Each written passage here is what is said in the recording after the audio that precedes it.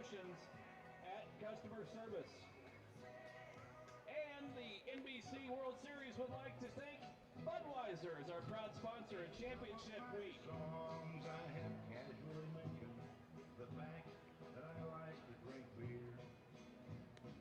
This little song is more to the point. Roll out the barrel and lend me your ears. I like beer. Prairie Land Partners John Deere is the official grounds crew of the 82nd NBC World Series. Take care of your grounds with a John Deere from Prairie Land Partners and have more time to do the things you enjoy. Prairie Land Partners, delivering the right solution.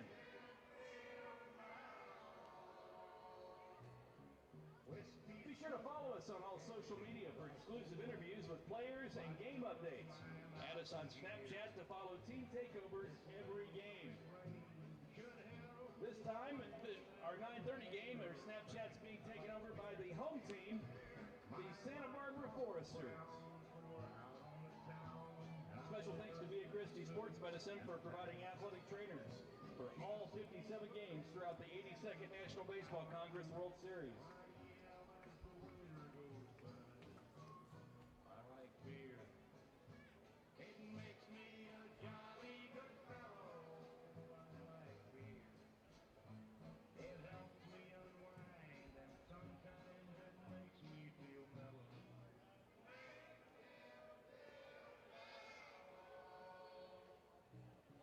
Whiskey through up. Your umpires for this evening's game: at first base, Doug McClure; at third base, Conan Strobel; and behind the plate, Kevin Rain. Your umpire lineup is brought to you by Green Vision Group, Total Eye Care for the entire family, now at 19 convenient locations throughout Kansas. Green Vision Group, never miss a moment. Special thanks to Doug Blackman. And now it's time to introduce our starting lineups for our 9:30 game between the visiting team, the Haysville Aviators, and tonight's home team, the Santa Barbara, California Foresters. Leading off for the Aviators, shortstop number 19, Neil Lambert. Batting second, left fielder, number 4, Gio Garabella. Batting third, second baseman number 5, Jonathan Soberanis. Hitting cleanup, fifth for number 5. Takes at third baseman number 10, Zach Compton. Batting fifth, the designated hitter, number 1, Troy Kinwinski. Hitting sixth, the first baseman number 7, Alex Rinovich. Batting seventh, the catcher, number 13. Make that the catcher, number 13, Hunter Sutherland. Batting eighth, the right fielder, number 18, Austin Oakes. And batting ninth, the right fielder, number 18, Jacob Lamery.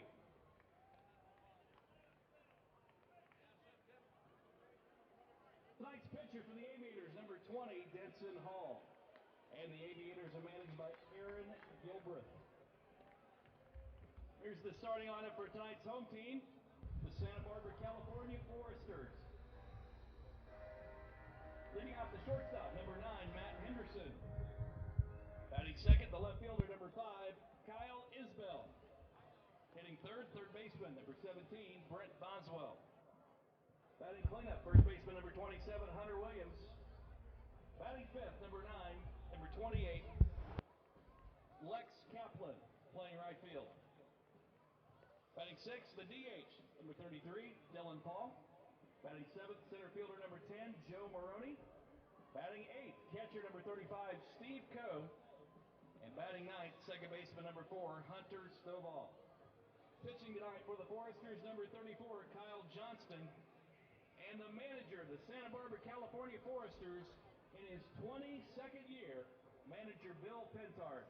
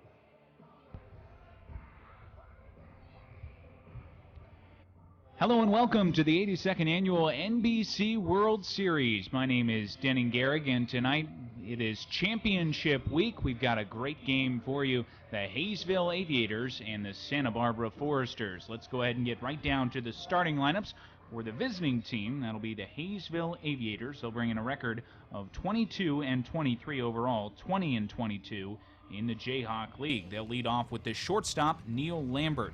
Giovanni Garbella will bat second in left field. Jonathan Soberones is the second baseman, hitting third. Zach Compton is in the cleanup spot at third base. Troy Kunwinski is the designated hitter, batting fifth.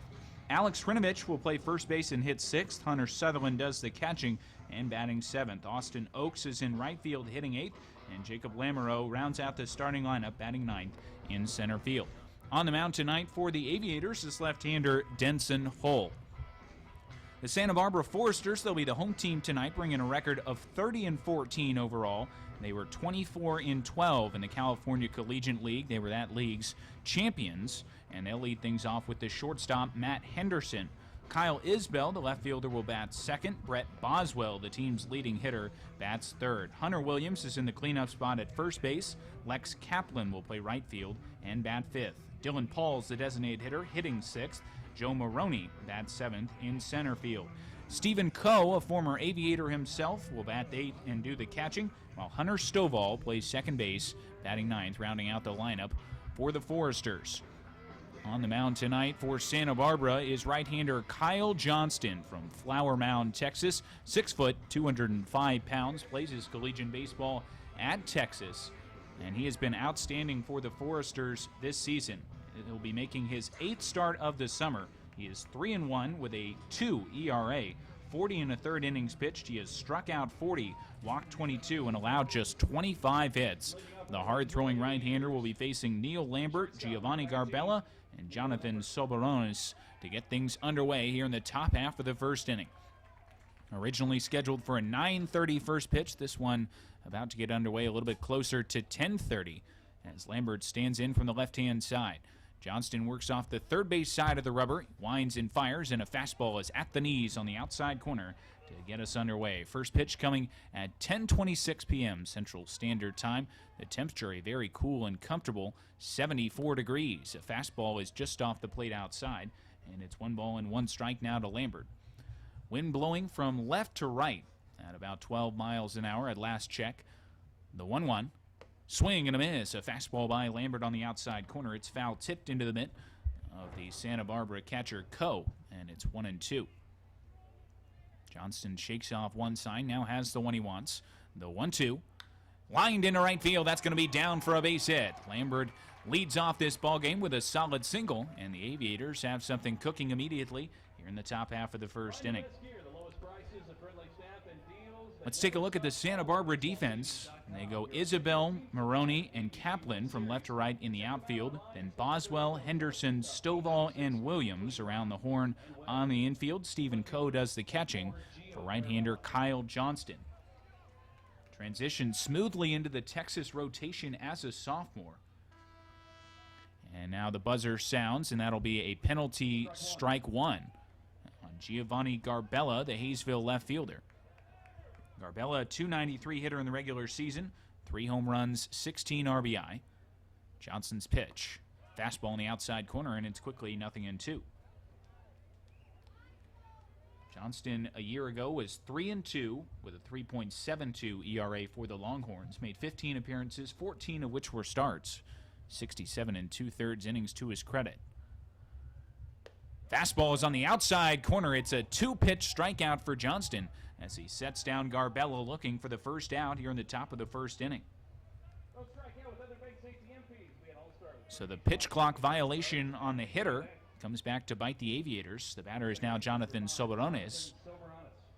Soberones, 304 in the regular season, no home runs, 22 RBI. Johnston winds and fires, and it's a fastball right down the heart of the plate for a called strike one. Fastball from Johnston will work anywhere from 90 to 94 miles an hour. Complements it with a good hard slider as well. Lambert inching his way off and not going. The pitch is down the middle again for a called strike two. So after the leadoff single from Lambert, Johnston has been attacking. He's thrown 4 consecutive strikes with no swings from the Aviators. And now he's got Soberones in a hole. He'll make a move over and get Lambert with a head-first dive back to the bag. The Aviators here, by virtue of their Jayhawk League championship last season, kind of struggled through an up-and-down 2016 campaign. Lambert's on the move, but stops, and it's a swing and a miss by Soberones. Back-to-back strikeouts for Kyle Johnston. And there's 2 outs now in the top of the first inning. As you can imagine, for a hard thrower like he is, Johnston has excellent strikeout stuff. In his 2 seasons with the Longhorns, he has averaged virtually a strikeout per inning. Lambert again back in with a head-first dive. He had 41 in 40 2/3 innings as a freshman, and then 64 in his 67 2/3 innings as a sophomore.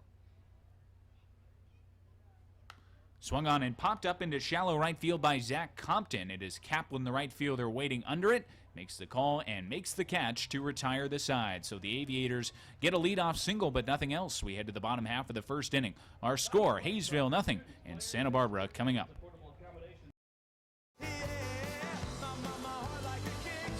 The Aviators Brothers. Saturday, October 8th, 8 p.m. in Trust Bank Arena. New album, Live, Volume 4, available now. Brooklyn, Brooklyn, take me in. Reserve seat tickets on sale now at selectaseat.com. The Aviators Brothers. Presented by Outback.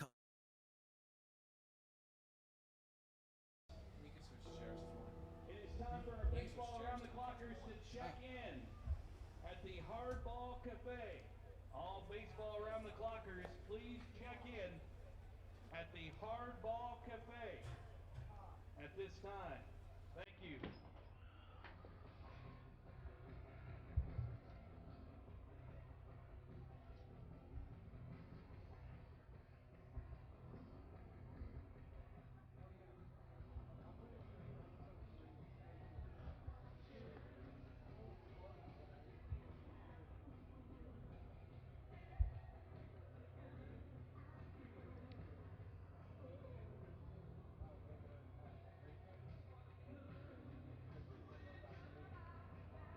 Your attention pitching for Haysville, number 20, Denson Hall.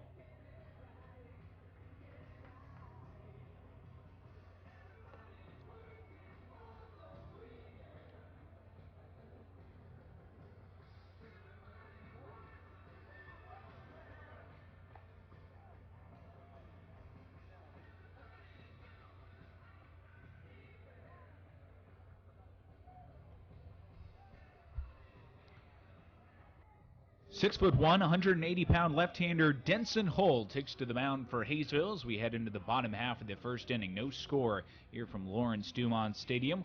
Hull, a native of San Antonio, Texas, plays his college baseball at the University of Incarnate Word. He's been solid for Haysville this season, 3-2 in 8 appearances, 6 of which have been starts. The ERA is 3.82 in 35 1/3 innings. It will be Matt Henderson, Kyle Isbell, and Brett Boswell, a switch hitter, and then a couple of lefties due up for the Foresters here in the bottom half of the first inning. Hull has struck out 35, walked 11, and allowed 35 base hits in his 35 innings on the summer. Works out of the full windup off the extreme third base side of the rubber. Winds and fires. Henderson squares to bunt and takes a fastball up and outside for ball 1. Matt Henderson, .356 on the regular season. No home runs, 13 RBI. It is a loaded Santa Barbara lineup. They're hitting .290 as a team with 30 home runs. Fastball is just a little bit tight, and it's 2 balls and no strikes now to Henderson. If you're familiar with the NBC World Series, you're probably familiar with the name the Santa Barbara Foresters. They've got 5 NBC titles to their credit. The 2-0 is down and inside, and it's 3 balls and no strikes to Henderson to get things underway. Their California Collegiate League title, just a little over a week ago, was their 21st. Team with a lot of tradition out of California. Fastball is on the inside corner, and it's now 3-1. They play their home games at the University of California at Santa Barbara. Uyasaka Stadium, where they played there for 25 years. A pitch is inside to Henderson as he has to move out of the way. It's ball 4 and a leadoff walk for Denson Hull to get things underway in the bottom half of the first inning. Not the way that the lanky left-hander wanted to start things, as now he immediately has to deal with a base runner for Kyle Isbell. Haysville goes Garbella, Lamoureux, Oaks. From left to right in the outfield, Compton, Lambert, Soberones, and Hrinovich on the infield. The catcher is Sutherland, and it looks like a penalty ball 1 has now been assessed here to Hull. So that's twice that the Aviators have been burned on the pitch clock. They got a called strike against them in the top half of the frame, and Hull was not set when the clock expired here in the bottom half. Kicks and deals to Isbell. It's a breaking ball down and outside for ball 2. Kyle Isbell, 291, 2 home runs and 14 RBIs. He stands in from the left-hand side. Hull comes to a shoulder-high set, gives a check of Henderson on at first. The 2-0 is on the outside corner, and it's 2-1. It was a bit of a disappointing 2015 NBC World Series for the Foresters. They finished just 2-2 and were eliminated by the Seattle Studs, who they have developed quite the rivalry with over the past several years. On the outside corner from Hull, a nice pitch, and it's 2-2. The Foresters won the 2014 and 2012 NBC championships over the Studs, but eliminated last season. The Aviators finished second and lost to Seattle. Down and outside, it's 3 balls and 2 strikes. And it looks like the shortstop Lambert's going to come in to have a quick word with his left-hander. The Foresters, also NBC champions back in 2011 when they beat the Kenai Peninsula Oilers out of Alaska. Haysville, in addition to their second-place finish last year, finished as high as 5th back in 2014. A couple of teams with some great tradition. 3-2 is a fastball up and outside. That's ball 4, and back-to-back walks for Denson Hull here in the bottom half of the first inning. Again, he had walked just 11 in 35 1/3 innings coming into tonight, but a couple of Forester base runners on to start things, and the batter now will be Brett Boswell. Well, this is not the guy that Hull wants to have to face in this situation. Boswell leading the team in virtually every offensive category. A .391 hitter. Team leading 8 home runs, team leading 28 RBI, also a team leading 15 doubles, and he's tied for the team lead with 2 triples. You name it, he is up there among the leaders. Hull kicks and deals, and it's off the plate outside for ball 1. So the left-hander has really worked himself into a corner now. He's got a couple speedy base runners on, and the Foresters' most dangerous hitter at the dish. Nods at the sign. Sutherland sets up away. Here's the 1-0. Down and outside, 2 balls and no strikes, and things are getting rather tenuous early, and that's going to prompt a quick visit to the mound.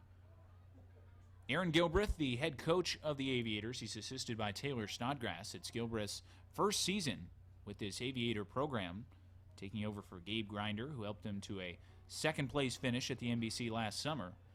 And as this meeting on the mound gathers around the rubber, looks like there are a couple of players already stretching down in the bullpen for Haysville. No one throwing as of yet, but not the way that the Aviators wanted to start their tournament, potentially having to go to the bullpen in the first inning.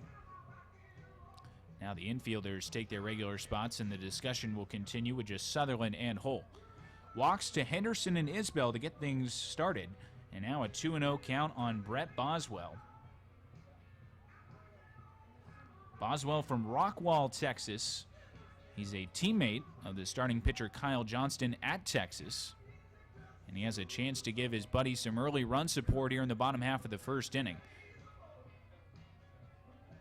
The Haysville outfield is going to play him deep and a little bit to the pull side. Lamoureux has shifted a couple steps towards right center field. The third baseman Compton about even with the bag. And the middle infield of Lambert and Soberones pinched towards the bag in hopes of a double play. Hull needs to find something quality right here on 2-0. Has the sign, kicking the pitch. That's nicely spotted on the outside corner. A perfectly located fastball, and it's 2-1 now to Boswell. No score, bottom half of the first inning. Haysville got a leadoff single in the top half, but nothing else. A couple of strikeouts and a pop out to right ended the threat. Here's the set by Hull. The 2-1 coming. Lined into left field, going back is Garbella towards the corner. He's not going to get to it, and this one is going to one-hop off the wall. One run scores, the other runner being waved towards the plate. Here comes the throw-in from Lambert. He will not make it, and it's a 2-run double for Brett Boswell. Santa Barbara has jumped out to a 2-0 lead here in the bottom half of the first inning. 16th double of the season for Boswell. RBIs 29 and 30 as he drives that 2-1 pitch into the left field corner. Garbella was rather shallow, and he had no chance to get to it as it took one bounce right under the 330 sign down there in the left field corner. So already 2 runs across, and now another man in scoring position. The batter will be Hunter Williams. Williams, the big right-hand hitting first baseman, 319, 6 home runs, and tied for the team lead with 28 RBIs. Now Sutherland calls time and jogs out for a chat with his left-hander. Haysville wearing the powder blue tops tonight with white numerals over white pants. Several of the players have on the black stirrups. Santa Barbara Foresters wearing all white with what looks to be either dark blue or black piping down the side. And then they have the all blue caps with the signature F logo on the front. Hull comes to the set. Gives a check of Boswell out at second. Winds and fires, and it's a changeup that stays down and inside to Williams. 1 ball and no strikes. Williams and Boswell combining to drive in 56 runs in the regular season. A lion's share of that coming on their 14 home runs. They are a potent lefty-righty combination. 1-0 the count. Hull's pitch. Down and inside, 2 balls and no strikes, and he has been behind each of the 4 hitters to get things underway. Walked Henderson on 5 pitches, Isbell on 6. Both came home to score on the double by Boswell, which came on a 2-1 pitch. Now it's 2-0 to Williams. The pitch. Down and inside, that's ball 3. So Denson Hull, the incarnate word left-hander, really up against it here in the bottom half of the first. As a freshman for the Cardinals, he appeared in 17 games, 5 of which were starts, with an 8.1 ERA. He was 0-3. 27 walks to just 17 strikeouts, but has been solid for Haysville all summer. 3-0. Grounded back to the mound. Hull's got it. He had the runner hung up, but throws to first base. Denson Hull had the runner Boswell caught between second and third, and for some reason, after looking at him, elected just to take the sure out at first. So a couple of questionable decisions right there. First, Williams swinging on 3-0. And then the decision not to go to third. Lex Kaplan is the batter, and Hull's pitch to him is a breaking ball in the outside corner. It's 0-1. So Santa Barbara now has another runner just 90 feet away, as Williams grounds out 1-3 on the putout for the first out here in the inning. Pitch to Kaplan is bounced down and outside. A good block from Sutherland, and it's 1-1. Lex Kaplan from Tulane University, 6'2", 200 pounds. A .330 hitter with 4 home runs and 18 RBI. He also leads this team in stolen bases with 17. 1 ball, 1 strike to count. Here's the kick and the pitch. Fastball down and outside, 2-1. Name a powerhouse college baseball program, and they are probably on this Santa Barbara roster in some form. Texas, Arizona, Texas Tech, Rice, Tulane, Cal State Fullerton, San Diego, Mississippi State. They're all there. 2-1, breaking ball in the outside corner. Great pitch from Hull, and it's now 2-2. Joe Maroney, the center fielder, who did not play with the Foresters in the regular season, is from Kansas. Calls his hometown Pleasanton, California. But he gets to play for the Foresters here at the tournament in Wichita. 2-2. Swing and a miss. A big cut from Kaplan. He foul tips it into the mitt of Sutherland. And it's a big strikeout for Denson Hull to record the second out of the inning. That's Hull's first punch out. And now he has a chance to get out of the inning if he can get through Dylan Paul, the designated hitter. Paul, the first man in this order, with an average below 290. He's a 279 hitter, certainly no slouch, no home runs, and 16 RBI for him. Bats with a little open stance from the right side, and he drills this one into left field. It's going to be down for a base hit. Garbella has to field it on a hop. It's an RBI single for Dylan Paul, and Santa Barbara has a 3 spot here in the bottom half of the first inning as Boswell trots down from third base to score. Looked like a first pitch breaking ball that time from Hull, and Paul was sitting on it. Hit a frozen rope out in front of Garbella, who had no chance to make the play. The batter now is the aforementioned Joe Maroney. Stands in from the right-hand side. A closed stance for him. Hull's pitch is a fastball that stays up above the belt for ball 1. So after Kyle Johnston worked a quick, scoreless top of the frame, it has been the exact opposite for Denson Hull, as he's already allowed 3 runs across and has forced some activity to begin down in the Haysville pen. Tyler Stallings throwing down there. A fastball is inside, and it's 2 balls and no strikes. 2 games already completed today to kick off championship week. The Northwest Honkers took down the San Diego Waves 6-0, and then the Hayes Larks, the Jayhawk League champions, beat the Hutch Monarchs 7-2. Bounce down and inside. There goes the runner, and there will be no play as Sutherland struggled to find it. I don't think he was going to have much of a chance to get the runner out at second base anyway, but another man in scoring position for the Foresters as the count moves to 3-0.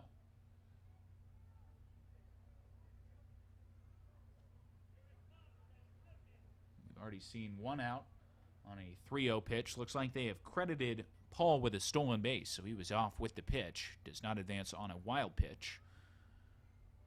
Hull's 3-0. That's a fastball down the heart of the plate, 3-1. The Santa Barbara team had stolen 104 bases in the regular season. They'd been thrown out 27 times, and that coming in 44 games. So an average of well over 2 bags per ball game. Fly ball off to the right side is going to get out of play off the bat of Maroney, and now it's full at 3-2. Just 2 hits in the inning for Santa Barbara to produce these 3 runs, but they've been big ones. Brett Boswell's 2-run double, and then the RBI single from Dylan Paul. Hull peers in for the sign from his catcher Sutherland, brings the hands to the set. Gives a check of Paul on at second, and the 3-2. Swinging a soft fly ball out into center field. Going out is the shortstop. He reaches and he can't make the play. It's down for a base hit. Coming in to score is Paul. It's an RBI single for Joe Maroney, and Santa Barbara running away with this one early. It is 4-0 here in the bottom half of the first inning. Catcher number 35, Stephen Coe. Wasn't hit well off the end of the bat by Maroney, and I think Lamoureux did not read it particularly well out in center field either. As a result, it was up to Lambert, the shortstop, going out. He was the only man who really had a chance at it, and it was just over his outstretched arm and bouncing down in shallow center field. The buzzer sounds once again, and it's going to be a penalty, ball 1 on Hull. Ball 1. Second time that Hull's been hit with a penalty in this bottom half of the first inning, as if enough hadn't gone wrong for him already. Comes to the set, kicks and deals, and it's a fastball down the heart of the plate for a called strike 1. Stephen Coe, the batter. Coe played last summer for the Haysville Aviators and now gets a chance to start against them. He is the catcher, bats from the right side. Pitch on the way. Breaking ball and a good one on the outside corner, and it's 1-2. Coe just a 160 hitter in the regular season, no home runs and 6 RBI for him. Again, the Santa Barbara team hitting 290 as a squad. Haysville at 255. Pitch on the way, swung on and foul, tipped back to the screen, but I think a balk has been called. Yes, indeed. A balk called by the third base umpire, Conan Strobel. And so that gives second base to Joe Maroney. So no pitch there to Coe. The count remains 1-2, and now another runner is in scoring position. Must have penalized Hull for not coming to a set position or rolling through that set. Here's the set, the 1-2. Grounded foul, and it stays a ball and 2 strikes. Nice play by a fan reaching over the railing.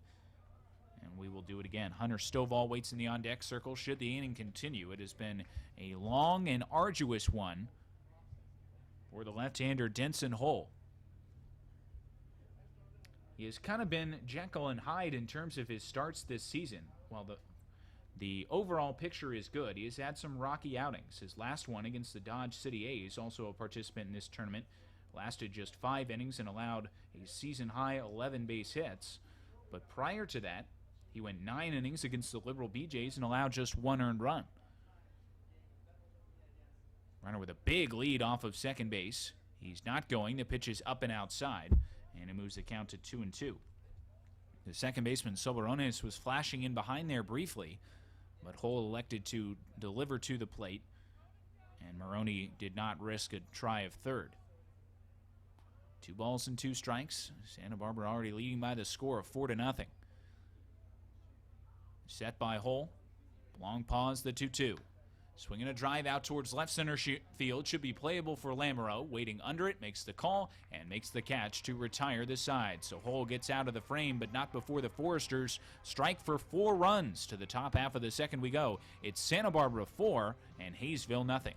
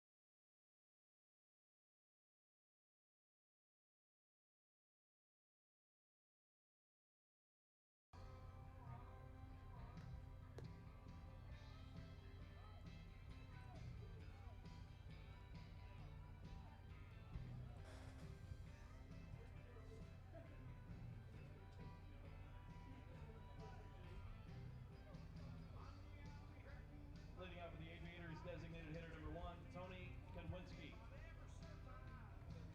5, 6, and 7 coming to the plate for Haysville as we move into the top half of the second inning. It is 4-0 Santa Barbara as right-hander Kyle Johnston kicks and deals a fastball down and outside. It's 1 ball and no strikes to Troy Konwinski, the left-hand hitting designated hitter for the Aviators. The 1-0. Lined out towards second base, fielded on 1 hop there by Stovall. He sets and throws across in time to retire Konwinski. Good swing there from the Haysville DH, but nothing to show for it as Stovall was positioned nicely. Had just a couple steps to move to his right, and it's 1 up and 1 down for the Aviators. Now to bring Alex Hrinovich to the plate. Hrinovich was not with the Aviators in the regular season, played for the Derby Twins, also of the Jayhawk League, and he takes a pitch down and inside for ball 1. 261 for the Twins, 1 home run, 6 RBI. Gets a start tonight at first base. The big infielder from Stephen F. Austin University facing a fellow Texan out there in Johnson. And a fastball is just up and outside, 2 balls and no strikes. Johnston needed just 9 pitches to get through the first despite the leadoff single from Neil Lambert. His 2-0 is on the outside corner, 2-1 to Hrinovich. Johnston struck out Garbella and Soberones on just 6 pitches combined, and then got a first pitch pop out from Zach Compton. 2-1 is swung on and missed, working down and outside. Hrinovich waves over the top of it, and it's 2-2. Hunter Sutherland, the switch hitting catcher to follow. Austin Oaks, if anyone reaches for Haysville. 2-2 is tap foul. Looked like a changeup, and Hrinovich just gets a piece of it to stay alive. The Foresters getting 4 runs on 3 hits in the bottom half of this first inning. They have come to play. 2-2 is swung on and missed. Another off-speed pitch, and Trinovich waves through it. It's the third strikeout for Johnston, and it's 2 up and 2 down for Haysville here in the top half of the second inning. That'll get switch hitting Hunter Sutherland to the plate. Another Texas matchup here. Sutherland from Poolville, Texas, plays his college baseball for the Bearcats of Sam Houston State. The wind and the pitch from Johnston is grounded right side. Overs the first baseman, overs the second baseman. Neither can get it as a couple of dives come up empty, and it's a 2-out base hit for Hunter Sutherland. Rolling that one through Williams and Stovall, who both laid out to try and grab it, but it skipped on that turf through the right side of the infield, and Haysville has their second base hit of the ballgame. Austin Oaks will step to the plate now. 149 in the regular season, 2 home runs, and 7 RBI. Johnston pauses, kicks, and deals a pitch down and inside for ball 1. Haysville plays its home games out at Vulcan Field, which is a very large expanse of a baseball stadium, and difficult to hit home runs there. A swing and a miss right at home plate. It was dropped there by the catcher Coe, but he's able to recover, and it's a ball and a strike to Oaks. As a result of those dimensions, the team leader in home runs for the Aviators is 3. Zach Compton leading the way there. Giovanni Garbella has 3 as well. A slider is off the plate outside. 2 balls and a strike. Meanwhile, the 3, 4, and 5 hitters for Santa Barbara have 8, 6, and 4 round trippers, respectively.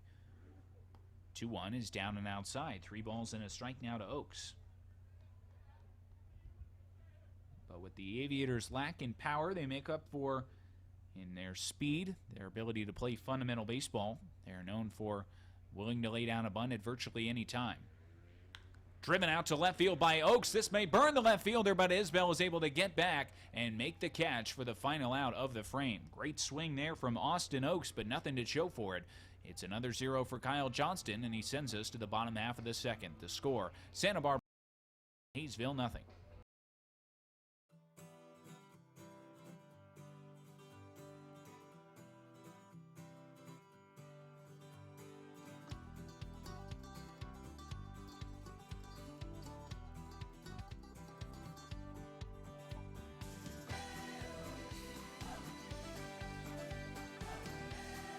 There's always something fun happening in Wichita. So after a great baseball game at Lawrence Dumont Stadium, head to visitwichita.com.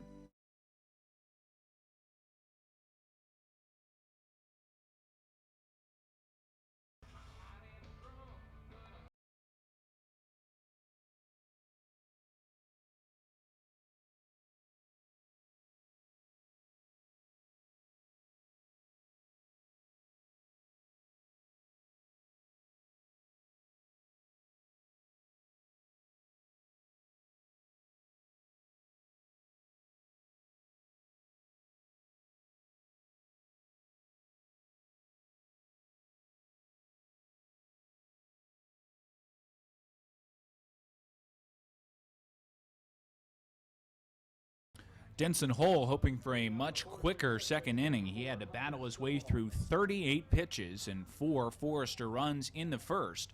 Santa Barbara has been staked to that 4-run cushion as Hunter Stovall, the second baseman, will lead things off from the right-hand side. Hole into the motion, and the first pitch is popped up right side, but that's going to get out of play. Sutherland gives it a look, and it's no balls and a strike here to Stovall. 328 in the regular season for Stovall, 1 home run, 10 RBIs. Not a bad luxury to have, a 9-hole hitter batting around 330. Waves the bat back and forth as the pitch on the way is fouled off to the right side once again, and it's 0-2. 2 walks, a 2-run double, pair of singles, helping Santa Barbara to scratch across those 4 runs in the first. There was also a stolen base and a balk mixed in there. Not to mention a couple of penalized ball ones. A breaking ball stays just a little bit inside, and it's 1-2 now to Stovall. But Hole, we'll see if the young lefty can settle down and give the Aviators some length. The activity has now been silenced down in their left field pen. Fastball is on the inside corner. He rings up Stovall with a great pitch, and it's 1 up and 1 down for the Foresters here in the second. Looked like Stovall wasn't so sure. Had some words for the home plate umpire Kevin Rain as he heads back to the dugout. But it is the second strikeout for Hull. He set down Lex Kaplan back in the first, and he sends us back to the top of the order now for Matt Henderson. Henderson reached on a walk and came around to score back in the first. Hull nods at the sign, takes a deep breath, and the pitch. Changeup is just a bit outside for ball 1. Again, it's Kevin Rain behind the plate. Doug McClure is the first base umpire, and Conan Strobel is the man in black down at third. 1-0. Tapping ground ball right side. This should stay fair. It's going to be fielded there, and the easy little flip by Hull is in time to set down Henderson, and it's quickly 2 up and 2 down for the Foresters here in the second. Looked like Henderson wasn't really sure where that ball went. He didn't leave the right-hand hitter's batter's box until Hull had nearly fielded the baseball. And from there, it was the easy flip over to Hrinovich. Now Hull has a chance for a 1-2-3 inning if he can get through Kyle Isbell. He also reached on a walk and scored. And a breaking ball finds the outside corner. It's 0-1. 4-0 Santa Barbara our score. We have one more game to follow tonight. Fairbanks, Alaska Gold Painters, and Sharp End Baseball out of Texas to wrap things up as Isbell swings and misses. It's 0-2. Baseball round the clock going on here at Lawrence Dumont Stadium. A tradition now more than 20 years old, and it is a fun one. 0-2, fastball stays upstairs. Sutherland has to jump out of his crouch, and it's 1 ball and 2 strikes. Participants in that often spend the night in tents outside the stadium or sleep in their cars, all to get a chance to watch a lot of baseball and not a lot of time. A fastball is up and inside, and now it's 2 balls and 2 strikes to Isbell. Left-hand hitter from Fontana, California, and the University of Nevada at Las Vegas. Here's the wind, the 2-2 from Hull. Shot foul off of the left side and out of play. And it's 2 balls and 2 strikes. Pretty stark difference in the size of the universities from which these players hail in terms of Haysville and Santa Barbara. The Aviators have done very well recruiting players from the Division II and NAIA ranks. The 2-2 is down and outside, and it's 3 balls and 2 strikes. Not to mention some smaller Division I's on there as well, but you see some Wharton Junior College, Northeast Texas Community College, Louisiana State at Shreveport, Wayland Baptist, Oklahoma Christian, Mid-American Nazarene, the colleges on the Haysville roster. Ground ball up the middle, moving over to Soberones. He's got it, throws off balance, and it is in time as Hrinovich scoops it on the short hop. It's a 1-2-3 inning for Denson Hull, and he sends us to the top of the third. The score remains Santa Barbara Foresters 4 and the Haysville Aviators 0. For nearly 60 years, Goodwill has helped people like Katie develop skills through job and education opportunities. When Katie first came to Goodwill, she was emotional and unwilling to try new jobs. Working with Goodwill's program specialists, Katie made significant progress in both productivity and attitude. Now Katie enjoys doing a variety of jobs in Goodwill's contracts division and developing her skills as part of the retail mobile crew. Donate, shop, educate, employ. Learn more and give at Goodwill KS.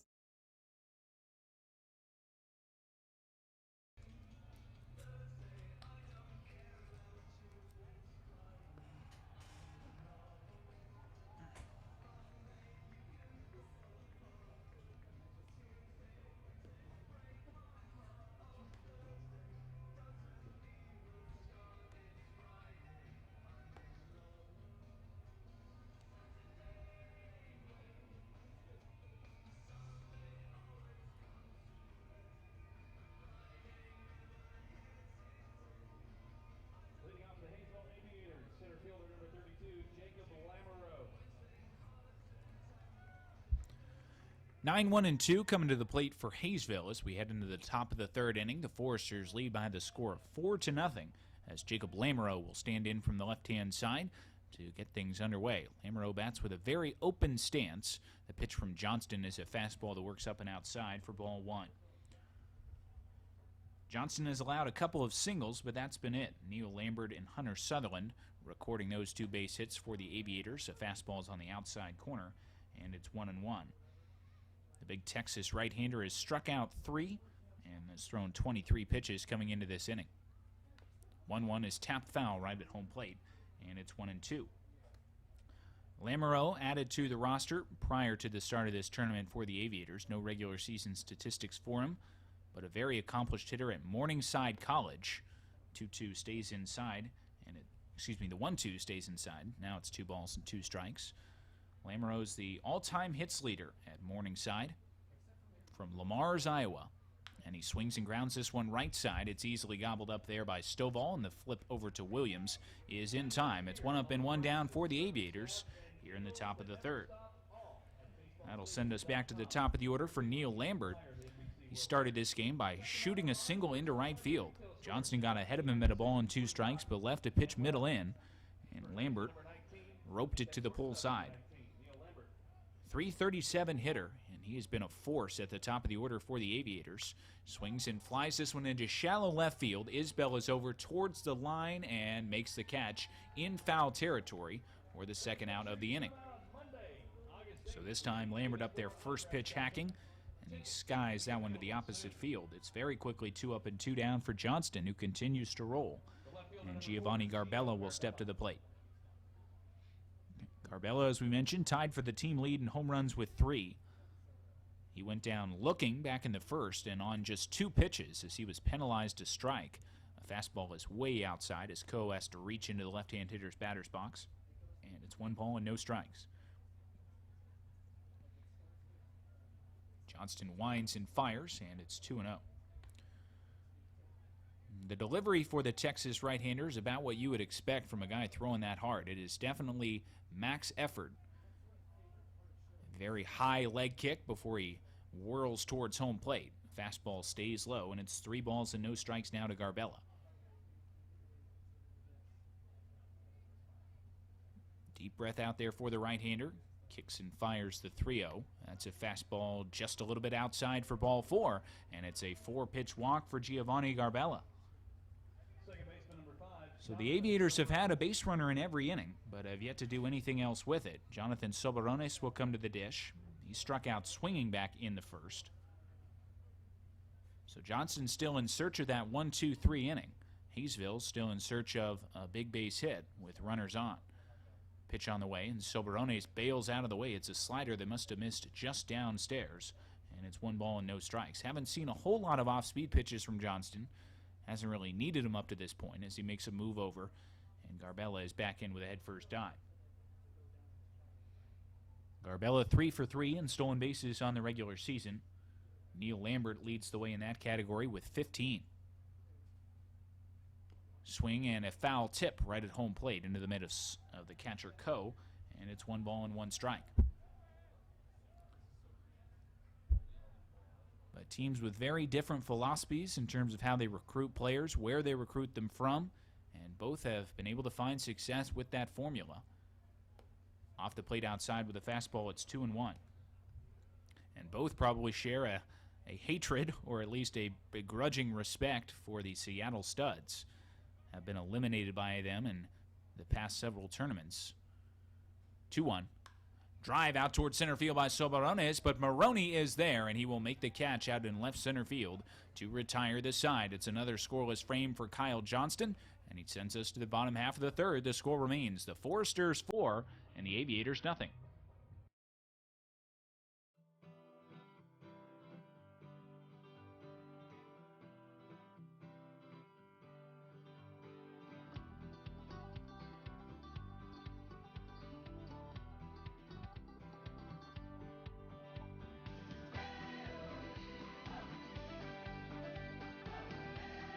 There's always something fun happening in Wichita. So after a great baseball game at Lawrence Dumont Stadium, head to visitwichita.com.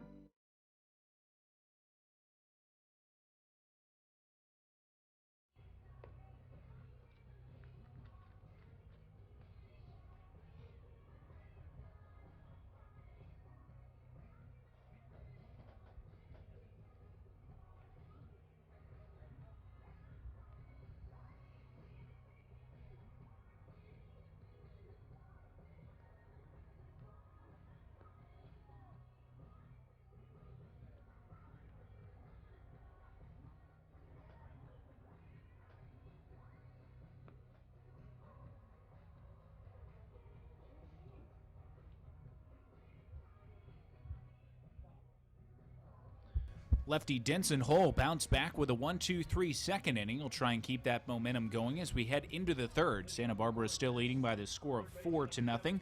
Brett Boswell, Hunter Williams, and Lex Kaplan will step to the dish. It's 3, 4, and 5 in the Santa Barbara order. Left-on-left matchup here for Hole, who winds and fires and skips a pitch down and outside for ball 1. Boswell has the big hit in the game so far, a 2-run double slicing into the left field corner that scored both Henderson and Isbell back in the first. And then he came around to score on the single from Paul. Again down and outside, this one's all the way back to the screen, and it's 2 balls and no strikes.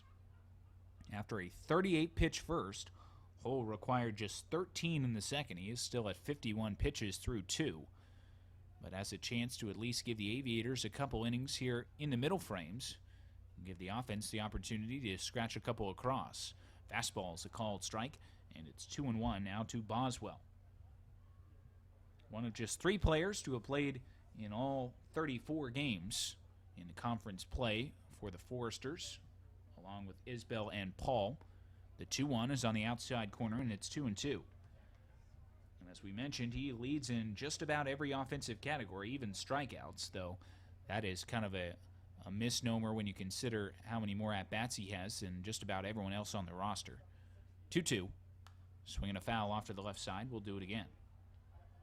A foul ball courtesy of Impact Sports Wichita. The only notable offensive categories in which he is not the team leader are walks, in which he is third, and then stolen bases. He's not really a true speed guy. Does have 3 stolen bases in 3 attempts.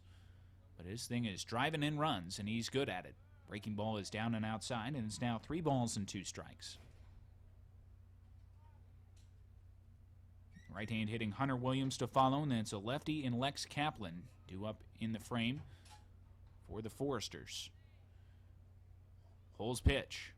Fouled right back to the screen. A good cut from Boswell, but he couldn't quite get on top of it, and the count remains 3 balls and 2 strikes. Santa Barbara, the CCL champions this summer. They beat the Conejo Oaks in the championship game, a team that has appeared here in Wichita in past seasons. 3-2 again. Swing and a miss. A huge cut from Boswell, and he comes up empty. It's a strikeout for Hole, his 3rd of the ball game, and it's 1 up and 1 down for the Foresters here in the 3rd. I don't think that Brett Boswell was looking to shorten up and take that pitch to the opposite field. He was trying to put that one in the Arkansas River out beyond the right field fence, and instead he's a strikeout victim. He's now 1 for 2. Hunter Williams the batter now, and he takes a massive cut, and he comes up empty, 0-1. Williams worked the count to 3-0 back in the first before he was swinging and grounded it right back to the mound where Hole made the play. Changeup is down and inside, 1 ball and 1 strike. Wind has died down just a little bit, but still kind of listing from the left to the right field corner at about 5 to 10 miles an hour. And the temperature has been very cool and comfortable all afternoon. Swinging a little pop-up to the right side. Hrinovich, the first baseman, coming in foul ground, and he makes the catch for the 2nd out of the inning. Hrinovich, I think, thought that there were 3 outs, but gets the ball back to Hole, who has now retired 6 in a row. We'll see if he can keep the good vibes going, if he can get through Lex Kaplan. Kaplan was a strikeout victim back in the first man that Hole set down. But the lefty has kind of settled in just a little bit after that rocky start. It'll be a left-on-left matchup for Kaplan. Very quiet stance, not a whole lot of movement in the hands. Pitch on the way from Hole is a breaking ball that stays just a bit up. 1 ball and no strikes.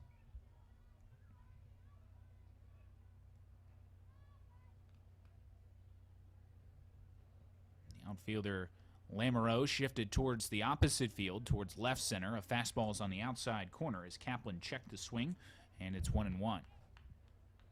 Getting back to the California Collegiate League, where the Foresters qualified. It's a league that's produced a lot of NBC teams over the years.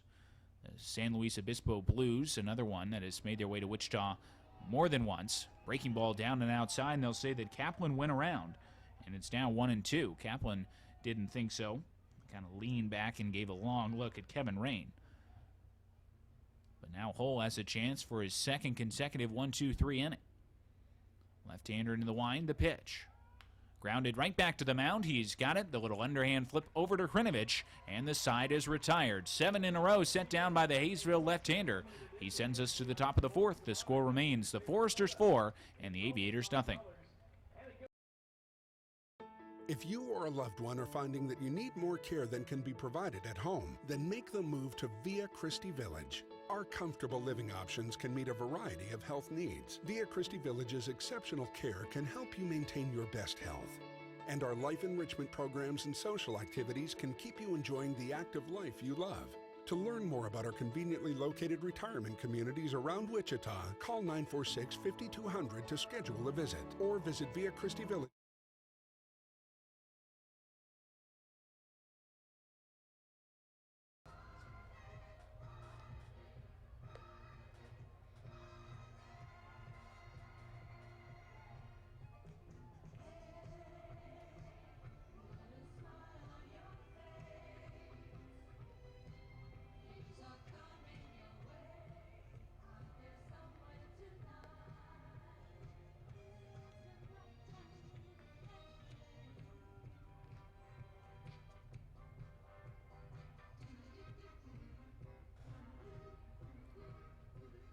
Leading off the Aviators, third baseman number 10, Zach Compton.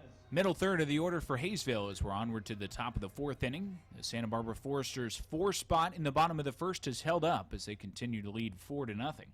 Compton, Konwinski, and Hrinovich, righty-lefty-righty, due up against Kyle Johnston, who has allowed just 2 base hits and a walk through the first 3 frames. Ground ball left side. It is cut off by the third baseman Boswell. He sets and throws, and it's in time to retire Compton. He's been up there first pitch swinging twice, and this time he grounds out to third. 1 pitch and 1 out for the Aviators here in the fourth. Troy Konwinski will step to the plate now. He hit one right on the screws, leading off the second, a 1-hop bullet out to Stovall, who smothered it in his chest and then made the throw across. As Konwinski is 0 for 1. Fastball on the outside corner, it's 0-1. And it looks like Johnston still has the good velocity. He's maintained it through these first 3 innings. He's at just 37 pitches coming into this frame. A changeup is bounced down and outside, and it's a ball and a strike. Maroney out in center field, playing Konwinski to the opposite field, a couple steps towards left center, and shallow. Shallow as well for the left fielder, Isbell. Big swing and a miss. He doubled up on the changeup, and he had Konwinski out in front. It's 1-2. If that's a quality secondary offering for Johnston, watch out. 1-2. Went right back to it. Another changeup, and Konwinski swings over the top of it. It's a strikeout, and 2 up and 2 down for the Aviators here in the fourth. 4 strikeouts for Johnston now in 3 2/3 innings, and Alex Hrinovich will step to the plate. He was one of those strikeout victims back in the second. Johnston's pitch, swing and a miss. It's 0-1. Again, the Aviators had kind of a up and down Jayhawk League season. They finished 20-22. The Hayes Larks kind of ran away with both the first and second half crowns. Down and outside, it's a ball and a strike. The Dodge City A's also qualifying. The El Dorado Broncos were first week participants. Fastball is just a little bit outside, and it's 2 balls and a strike. And then the Liberal BJs, who were one of the winners of the first week, have advanced here into the championship week. So good representation from the Jayhawk League as always. Chopper foul, and it's 2 balls and 2 strikes now to Hrinovich. The Kansas Collegiate Baseball League also well represented. The Valley Center Diamond Dogs, the other winner of the first half week qualifying portion. Swing and a miss on a slider. Johnston strikes out Hrinovich for the second time, and he's got himself another scoreless frame. To the bottom half of the fourth we go. It's still Santa Barbara 4 and Haysville nothing. Retirement opens the door to a new chapter of life. Experience it at Catholic Care Center, Wichita's premier full continuum of care senior living community. Jointly sponsored by the Wichita Catholic Diocese and Via Christi Villages. Catholic Care Center's beautiful Bel Air campus is the place for all senior living needs, from independent living to assisted living, skilled nursing to memory care. Enjoy affordable living in a secure and safe environment. Call Catholic Care Center for a free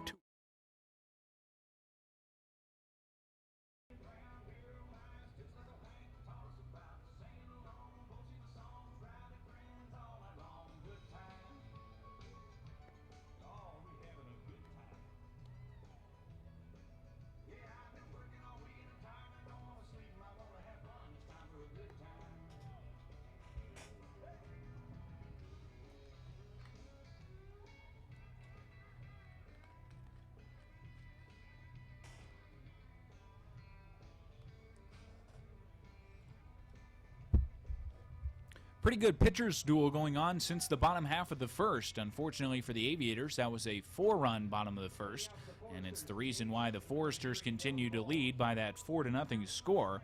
Denson Hull is back out there working on a string of 7 consecutive Foresters. He is retired. He'll face the designated hitter Dylan Paul to start the frame, and he deals a breaking ball that swung on and missed. 0-1. Paul with an RBI single back in the first. He plated Brett Boswell, who had doubled. He picked on a first pitch breaking ball and smacked it into left field in front of Garbella. 0-1 from Hull. Fastball down and inside. 1 ball, 1 strike. Hull now at 68 pitches. And, of course, the lion's share of those coming in the first when he had to fire 38. 1-1. Roped foul. And that's wide of the third base bag. 1 ball, 2 strikes. Joe Maroney and Stephen Coe to follow. A trio of right-hand hitters due up for the Foresters in the frame. Hunter Stovall would bat if anyone reaches. Hull peers in for the sign from Sutherland. Has the one he wants. The 1-2. Changeup skips down and inside. It's blocked by Sutherland and trickles up the third base line. 2 balls and 2 strikes the count. No runs, 2 hits, no errors for the Aviators. 4 runs, 3 hits, and no hits for Santa Barbara. Trying to improve upon their 2-2 finish from last year in the NBC World Series. The 2-2. Fouled right back to the screen, and we'll do it again. The format has changed since last season. Last year, the Foresters got an automatic bid into what was essentially the second week, but it was a bracket play. This year, by virtue of their CCL qualifier, they got a pass into the second week of pool play. Changeup is down and inside, and it's now 3 balls and 2 strikes to Paul. And the Aviators getting this bid due to their performance in the Jayhawk League last season, in which they won the league title. 3 balls, 2 strikes the count. Deep wind, and the pitch from Hull. Foul down the right field side. That's going to get out of play over the Foresters' pen and into the beer garden down there. And it's still 3 balls and 2 strikes. The Foresters managed by longtime head coach Bill Pintard. He's been at the helm since 1996. The 3-2. Up and inside. That's ball 4 as it leans Paul out of the way. It's the 3rd walk from the left-hander Hull, and the leadoff man aboard here for the Foresters in the 4th. Hull walked the first 2 hitters that he faced back in the bottom of the first. Since then, had really been commanding the strike zone pretty well. But now his command comes back to bite him as he issues a leadoff walk. Joe Maroney, the center fielder, will be the batter. He singled, advanced to second on a balk, and then was stranded there back in the first.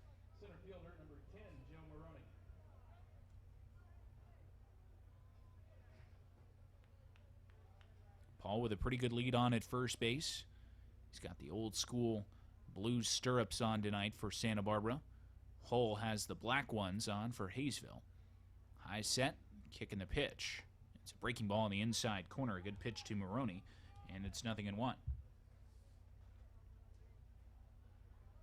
Paul, the runner at first, 8 of 9 in stolen bases on the regular season. 104 swiped bags for the Foresters. They play West Coast baseball as it was designed. The 0-1, swing and a miss, a big cut from Maroney, and it's 0-2. But what they bring to the table that is not really typical of West Coast baseball is the power aspect. 30 home runs as a club on the summer. Normally you say West Coast ball, you think a lot of sacrifice bunts, a lot of small ball, but they combine those elements with the ability to hit the ball out of the park. 0-2, but a move over instead from Hull, and Paul read it well. He's back in standing. The Aviators, meanwhile, have kind of perfected that small ball approach, in large part due just to the circumstances of their home field. They recognize they're not going to hit many balls out, so they play for speed and they play for contact. Pitch on the way. Swinging a drive out towards right center field. It's sinking quickly, and it's going to be down for a base hit. Making the turn at second and cruising into third base is Paul. It's a single for Joe Maroney, and there are runners at the corners with nobody out. The second baseman, Soberones, for whatever reason, didn't even bother to go out after that baseball, and there was no chance for Lamoureux or Oaks to get to it, and so it just kind of fell into no man's land out in shallow right center field. Paul read it well off of first base, and he had an easy trek over to third. And now a great scoring opportunity for the Foresters. They've got 2 on with nobody out, and the batter is Stephen Coe. And the buzzer sounds, and that's going to be penalty ball 1. The third time that Hull has been penalized. A pitcher has to be coming to the set or raising the arms up to bring the hands together in order to reset that clock. The batter just simply has to be in the box. Coe squares to bunt, and a fastball is on the inside corner for a called strike 1. Of course, the objective with the 20-second clock, just to keep the games moving. A tournament of this magnitude with games stacked back-to-back really has to keep to a tight schedule, and that plays a big part of it. The set, the 1-1 to Coe. Swing and a miss. There goes the runner from first. Now the runner coming to the plate. Throw by Soberones. The tag, and the ball pops out of the mid of Sutherland. The run scores, and it is now 5-0 as Santa Barbara executes a double steal. Maroney swipes second base, and Paul scores, coming down from third. It would have been bang-bang at the plate as to whether or not Sutherland got the tag down on him, but the ball popped in and out of his mitt as he tried to swipe it on a sliding Paul. Looks like the count is 2-1, I believe. 1-2. 1-2 is the count now to Stephen Coe. That last pitch was called a strike. Maroney is the runner out at second. Hull comes to the set. There he goes for third. The pitch is downstairs, and that's going to be a stolen base for Joe Maroney. Back-to-back bags stolen by the Forester center fielder.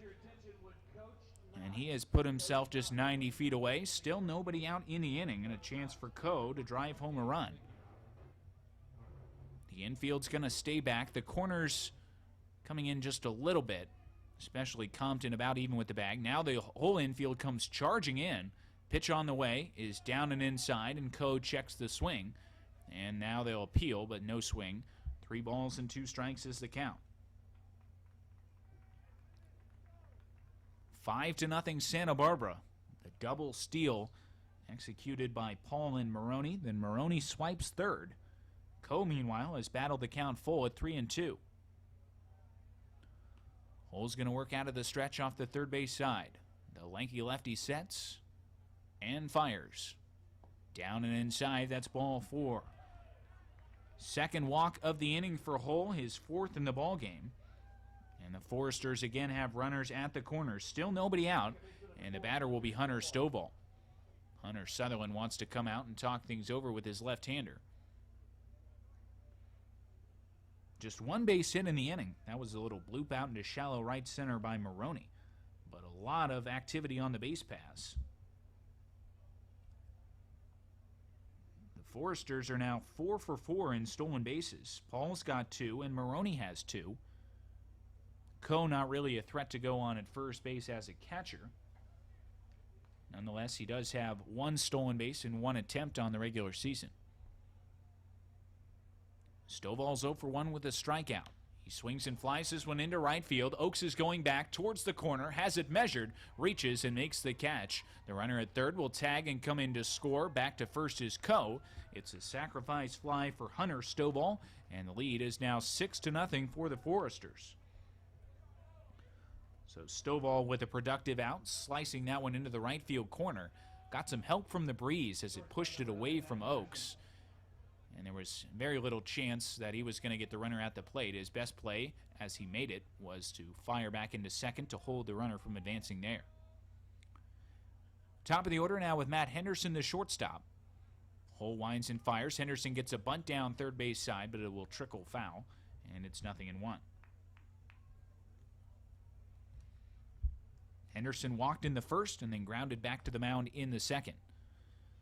And all the good feelings for Denson Hull's scoreless second and third have rapidly been erased here in the fourth, with another crooked number on the board for the Foresters and still threatening. They've now got 6 runs on just 4 base hits. 0-1.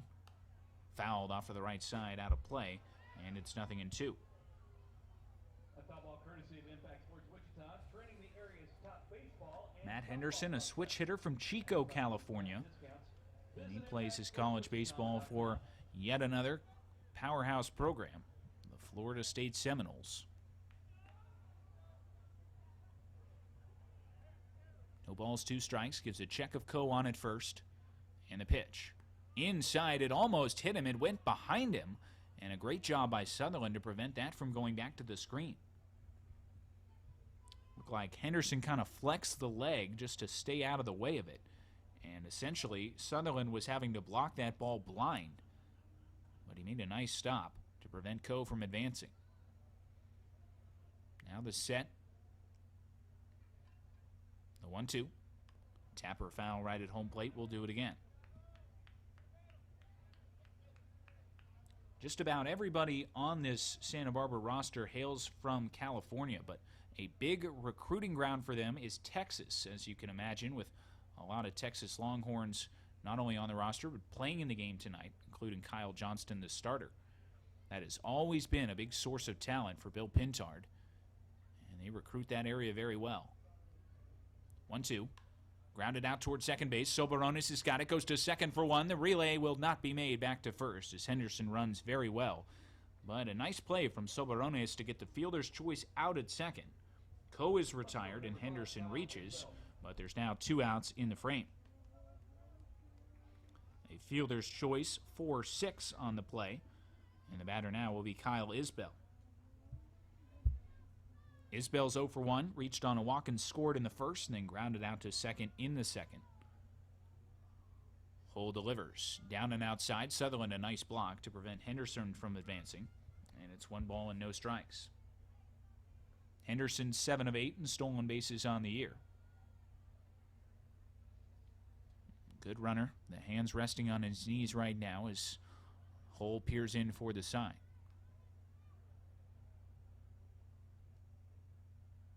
1-0. Down and outside, 2 balls and no strikes.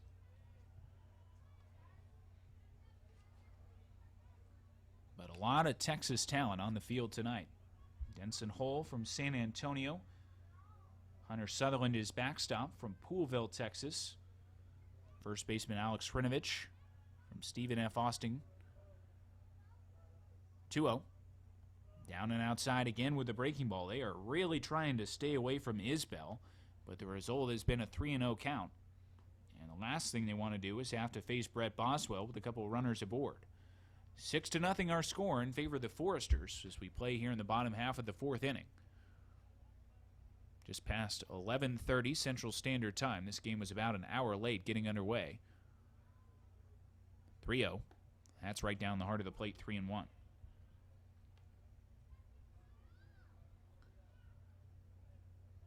Right-hander continuing to toss down in the Haysville pen. It was Tyler Stallings earlier, and I believe that is still him up there tossing on the mound. Nobody throwing down in the Foresters pen.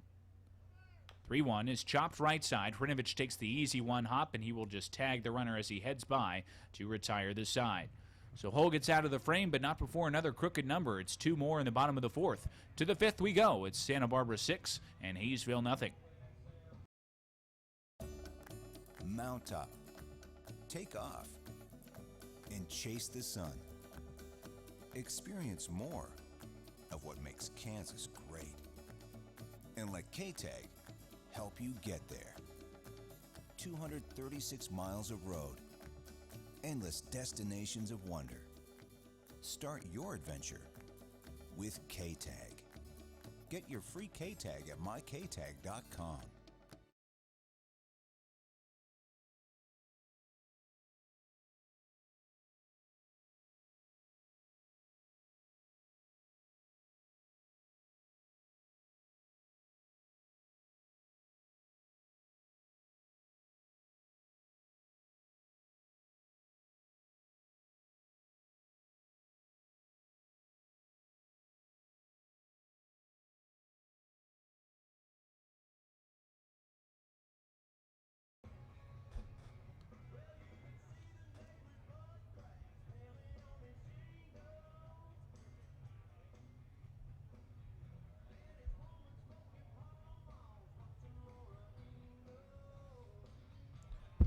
Bottom third of the order for the Aviators as we're now heading into the top of the 5th inning. Santa Barbara firmly in control at 6-0.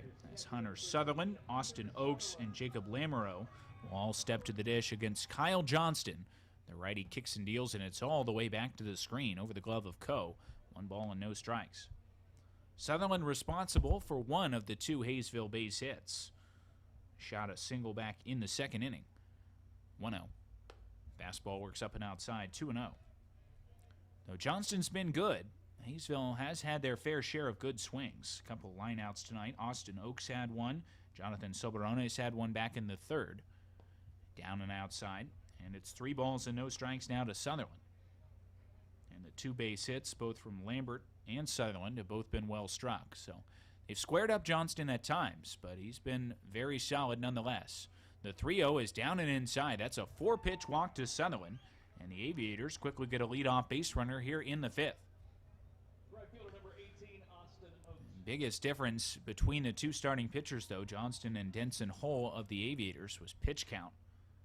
Johnston came into this frame with just 47. Hull, at the end of 4 innings complete, was at 95. And his night is likely done as Stallings continues to throw down in the Haysville pen. Swing and a tapper foul back to the screen by Austin Oakes. It's 0-1. As we mentioned, had one of the better swings from Haysville tonight. He had a tracer missile out to the left fielder Isbell, who was able to make the catch going back and towards the corner. Ground ball third base side is foul. As Aaron Gilbreth gives it a look, no balls and 2 strikes the count. Really remarkable the story about this Haysville team. From humble beginnings to now a dominant force annually at the NBC World Series. 2 top 5 finishes in the past several seasons. A ground ball is foul up the right field line as Oakes stays alive, 0-2.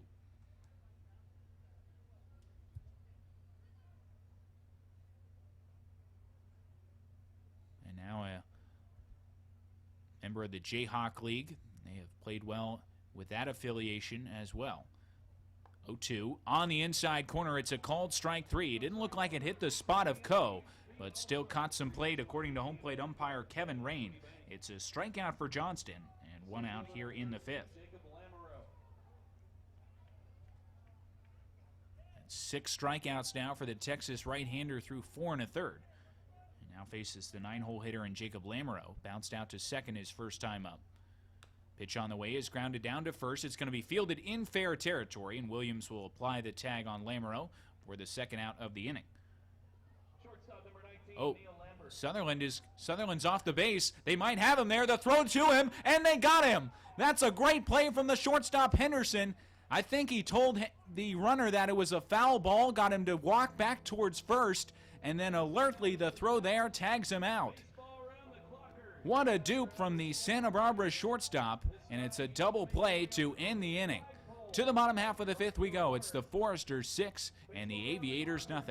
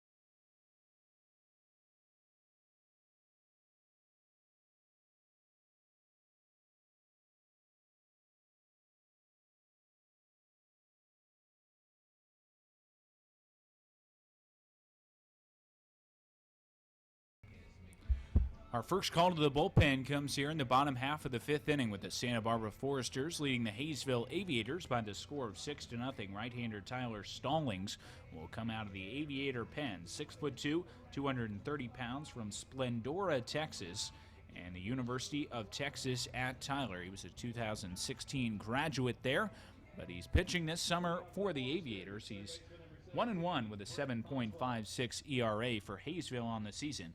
And he'll be facing 3, 4, and 5 in the middle of this Foresters order. Brett Boswell will stand in from the left-hand side to get things started. Pitch on the way is a changeup that stays low. 1 ball and no strikes.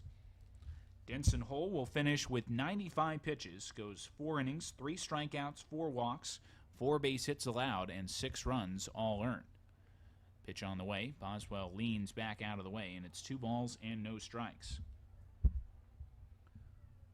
Stallings just 8 1/3 innings for the Aviators. Struck out 7, walked 5, allowed 10 hits. He made 4 appearances, 1 of which was a start. High fly ball to the right side is in foul territory. Hrinovich is over towards the railing, gives it a look, but it is well back and out of play as that one brings down a couple raindrops with it. 2 balls and 1 strike to count. One thing is certain about Brett Boswell. He is not going to get cheated up there. He has taken some mammoth swings. Went down with a huge cut in the 3rd against Hull after working the count to full and fouling off a couple 2-strike pitches. 2-1. Swing and a miss, a fastball upstairs, and that'll even things at 2 balls and 2 strikes. I love the town name for Tyler Stallings, Splendora, Texas. Every time you look at a roster, seemingly you find a new town in Texas you never heard of. 2-2. Hard ground ball is foul up the right side, and we'll do it again. Hunter Williams and Lex Kaplan to follow. It's lefty, righty, lefty due up in the frame for the Foresters. So they are firmly in control at 6-0 behind right-hander Kyle Johnston. He's allowed just 2 base hits through the first 5 innings. 2-2. Boswell pops it up foul to the left side, and that'll get out of play. I want to talk about the play that ended the top half of the 5th. A ground ball down the first base line from Lamoureux, and it was fielded right there by Williams just before it trickled into foul ground. He applied the tag, and then Sutherland started walking back towards first base. The throw to second there nabbed him and ended the inning. 2-2s on the inside corner. It's a called strike 3. And Stallings has set down the first man that he's faced here in the 5th. It's 1 up and 1 down for the Foresters.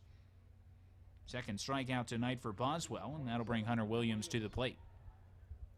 But what was interesting about that last play is that it really seemed like it was the shortstop Henderson who kind of created the deke. It looked like he was talking to Sutherland out at second and convinced him that it was a foul ball and that he should head back to first. Pitch misses down and inside for ball 1 to Williams. And as a result, the throw from the pitcher Johnston was right on the bag and the tag was applied. Swinging a drive out towards right center field. This ball is hit well. Still going. Warning track, and reaching to make the catch is Oakes for the 2nd out of the inning. Williams pounds this one into the Wichita night, but it hangs up just enough for the Haysville right fielder to track it down on the track. 2 up and 2 down for the Foresters. A long, loud out there from Williams, but he is now 0 for 3. Lex Kaplan, the batter now. He's also 0 for 2. Strikeout and a ground out back to the mound. Stallings' pitch is fouled right back to the screen. It's 0-1. Aside from Boswell's 2 RBI double, the middle of the order, 3, 4, and 5, has actually been pretty quiet. They're now just 1 for 8 with 3 strikeouts. 0-1. Popped up down the left field line. That's going to get out of play, and it's quickly 0-2. The Aviators will have the top of their order due up in the 6th as they try and get something cooking offensively. Again, just a .255 batting average as a team, so they tend to play their games with much lower scores, if at all possible. The 0-2, grounded first base side, is going to trickle into foul ground, and we'll do it again.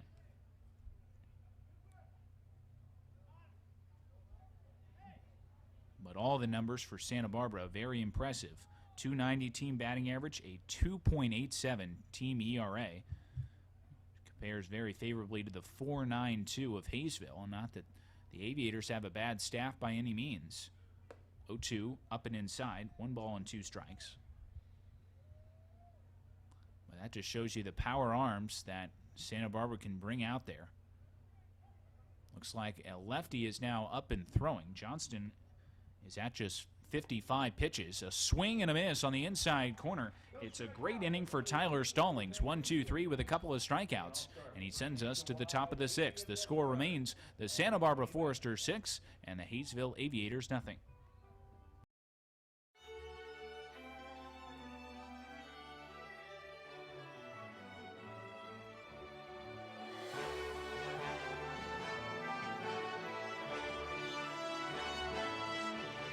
QT Kitchen's fresh, made-to-order menu with something for everyone. Because food is meant to be enjoyed. Make today delicious.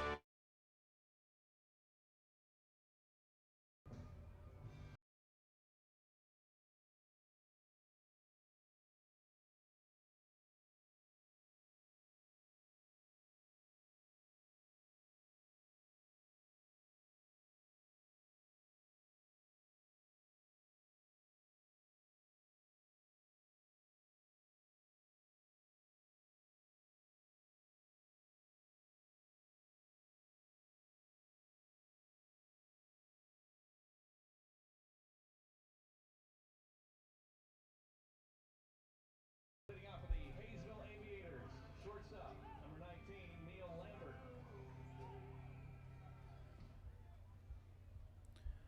Top of the order for the Aviators as we're into the top of the 6th. Neil Lambert will lead off against right-hander Kyle Johnston, who winds and fires and throws a fastball off the plate outside for ball 1. Lambert is 1 for 2, single back in the first, and then flew out to left in the third. Johnston into the wind. Here's the 1-0. Swung on and popped up foul. That'll get back into the seats, and it's a ball and a strike. No runs, 2 hits, an error for the Haysville Aviators. 6 runs, 4 hits, no errors for the Santa Barbara Foresters. Johnston's 1-1, down and outside, smothered right there by Coe. 2 balls and a strike. Worked a 1-2-3 fifth, did Johnston, with the help of that rather unorthodox double play. Ground ball out towards second base, moving over is Stovall. He's got it on the short hop, and the throw across to Williams is in time. It's 1 up and 1 down for the Aviators here in the 6th. That'll get Giovanni Garbella to the plate. He's 0 for 1. Struck out in the first and then reached on a walk in the third. Johnston has walked 2. They have both come on 4 pitches. Garbella with a 2-out walk in the third, and then Sutherland with a 4-pitch walk to start the 5th. Big swing and a miss. Fastball in the outside corner, and it's 0-1. The lefty who was tossing down in the Foresters' pen has sat down for the moment. And there's nobody throwing down that right field side. 0-1 paints the outside corner, and it's quickly 0-2. We have one more game to follow tonight. It was scheduled for midnight between the Fairbanks Alaska Gold Panthers and Sharp End Baseball out of Texas. The 0-2 skips outside, and it's 1-2. And with it being 11:49 right now, pretty safe to say that game is not going to get underway at midnight. But that is just the nature of round-the-clock baseball. Johnston's 1-2. Tapped foul right at home plate. Garbella just gets a piece of it to stay alive.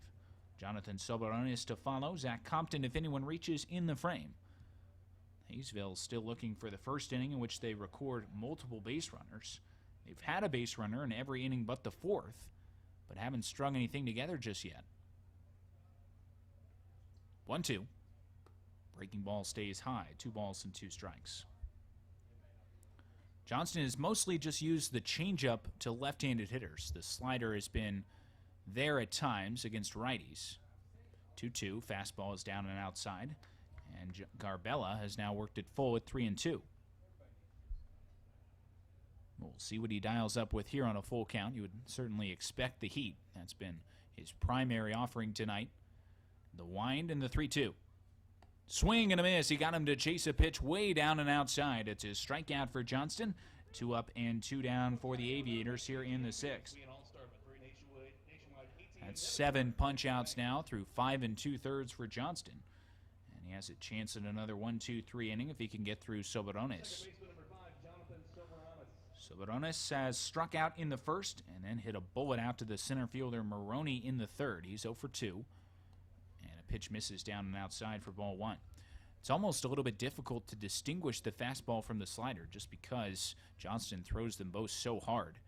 Looks like that slider sits easily in the upper 80s. This is a fastball right down the heart of the plate, and it's 1-1. But he threw some really good changeups back to Troy Konwinski, a left-hand hitter. The 1-1 stays upstairs, 2 balls and a strike. It'll be Dylan Paul, Joe Maroney, and Stephen Coe, 6, 7, and 8, due up for the Foresters in the bottom half of the 6th. They have just 4 hits themselves, but they turned it into 6 runs. Down and outside, 3 balls and a strike now to Soberanes. From Saxe, Texas, 5'11", 185 pounds, plays his college baseball for Angelo State. And he draws a 5-pitch walk as the fastball stays upstairs. It's the 3rd free pass issued by Johnston, and the Aviators have a 2-out base runner now for Zach Compton. We'll see if Compton changes the approach. He's been up there first pitch hacking his first 2 times. Flew out to Kaplan back in the first and then grounded out to Boswell in the 4th. Johnston brings the hands to the set. And the pitch. Fastball in the outside corner. So Compton taking there, but he's down the count 0-1. So Barones, a good runner on at first base, but probably not a stolen base situation. He's 9 of 10 and steals on the season. 0-1 stays low, 1 ball and 1 strike. The last thing that the Aviators want to do is run themselves into an out right now on the base pass when, in all likelihood, they're going to need several more hits just to make this a ball game. 1-1. Slider stays up and outside, 2 balls and a strike. The lefty who for a time was throwing down in the pen for the Foresters was Miles Sandom. And now Coe's going to come out and discuss the sequence here to Zach Compton. But Sandom is not throwing right now. There was a righty beginning to stretch down there, but that's about all the activity going on.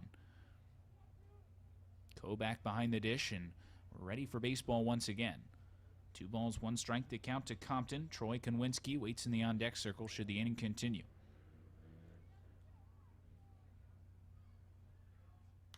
Drive out towards right field should be playable for Kaplan, drifting over towards the line, and he makes the catch to retire the side.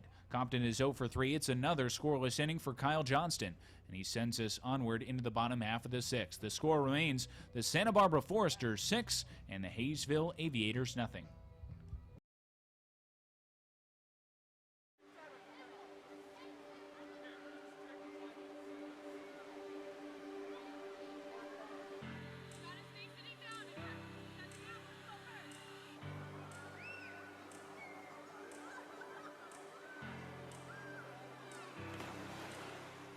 I couldn't run and play like the other kids until I got my transplant. Samaya's life was made possible by a generous donor. Samaya got her life back, and we got our little girl back. What can you make possible? Organ, eye, and tissue donors are life donors. Register at donatelife.net.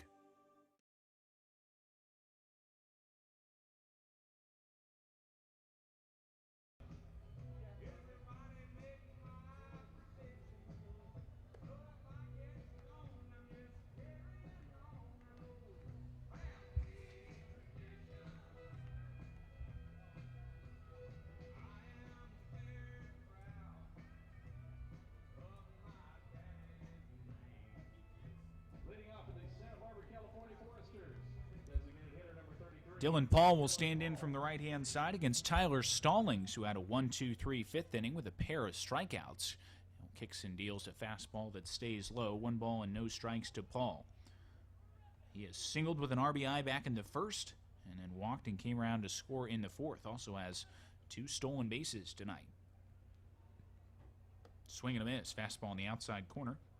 and it's 1-1. 6-0 Santa Barbara is our score. 4 runs in the bottom half of the first. They got 2 more in the bottom half of the fourth, and that's been all the scoring tonight. Down and inside, and it's off the glove of Sutherland. 2 balls and a strike. Paul had a steal of home as part of a double steal executed by the Foresters back in the fourth. They had Maroney at first and Paul at third. Maroney broke for second when the throw went down to second. Paul was able to scamper home. Leans back out of the way of a fastball, and it's 3-1 now. The right-hander Tyler Stallings now into his second inning of relief. Trying to keep this one close for the Aviators.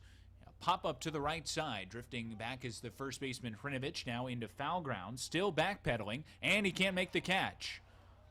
Off the end of the glove for Hrinovich. And some new life now for the batter, Dylan Paul.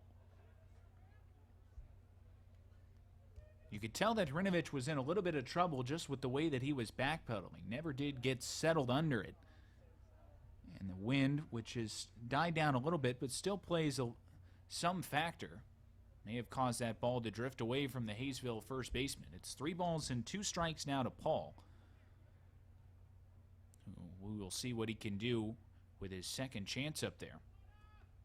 Maroney and Co. to follow. He drives it into right field, moving down towards the corner. Oakes reaches and makes an outstanding catch to take away extra bases from Dylan Paul. Didn't think that Oakes had much of a chance at all to get to that baseball, lined and slicing away from him. But the Haysville right fielder makes the running grab, the ball just barely catching into the end of his mitt. And it's 1 up and 1 down for the Foresters here in the bottom of the 6th. So it takes Stallings 1 extra pitch, but he does get Paul. Now he faces Joe Maroney, who's 2 for 2 with a couple of singles. Squares to bunt, and a slider is bounced in front of home plate, 1-0. Maroney RBI single in the first, single and a run scored in the fourth, and he also has 2 stolen bases. He's also advanced on a balk tonight. Pitch on the way. Downstairs, 2 balls and no strikes. Denson Hull, the starter, went the first 4 for Haysville, allowing 4 hits and 6 runs. Struck out 3 and walked 4. 2-0. That's a called strike at the knees. Bit of a delayed call there by Kevin Rain, but the count moves now to 2-1.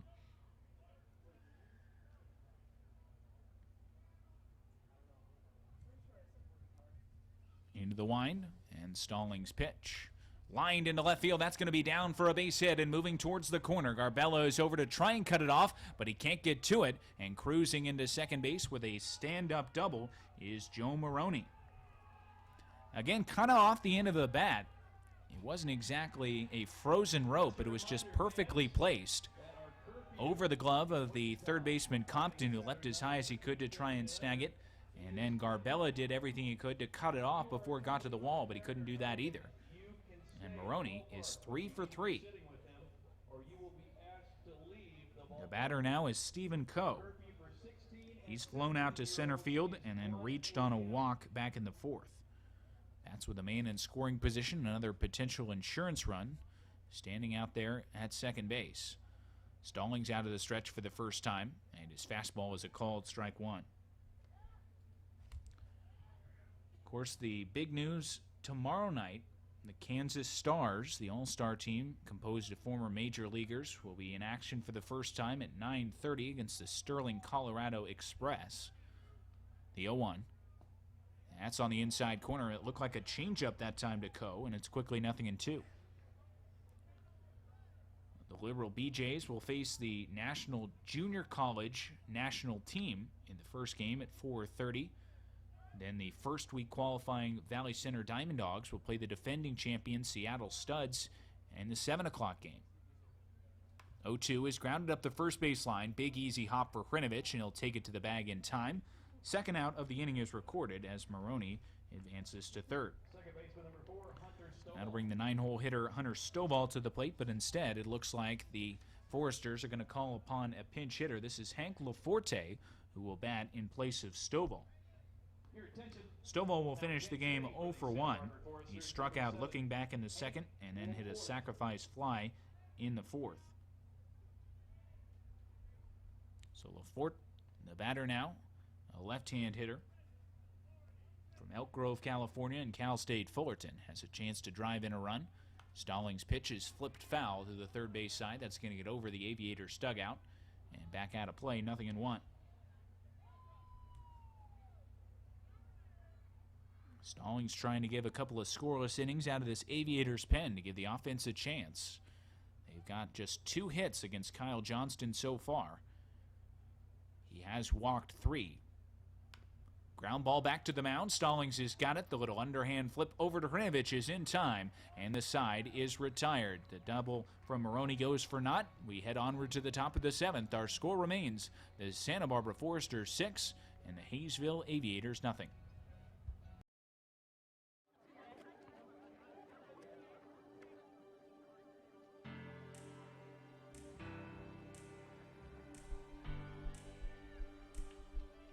After a double lung transplant, I finished this race, and I started a new race called Life, made possible by my generous donor. What can you make possible? Organ, eye, and tissue donors are life donors. Register at donatelife.net. Defensive substitutions for Santa Barbara moving into the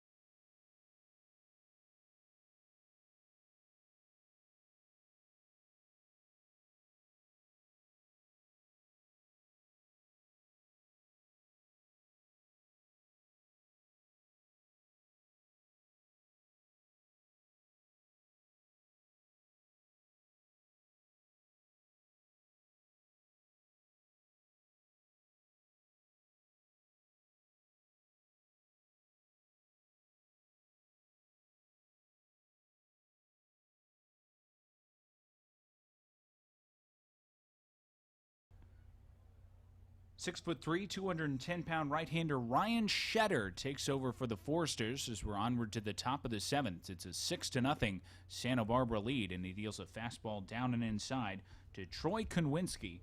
1 ball and no strikes the count. Shetter works out of the full windup off the third base side, and he kicks and deals the 1-0. It's looped out into left field. Going back is Isbell, and he will reach and make the catch for the first out. Another good swing from Konwinski, but he continues to have nothing to show for it as he is 0 for 3.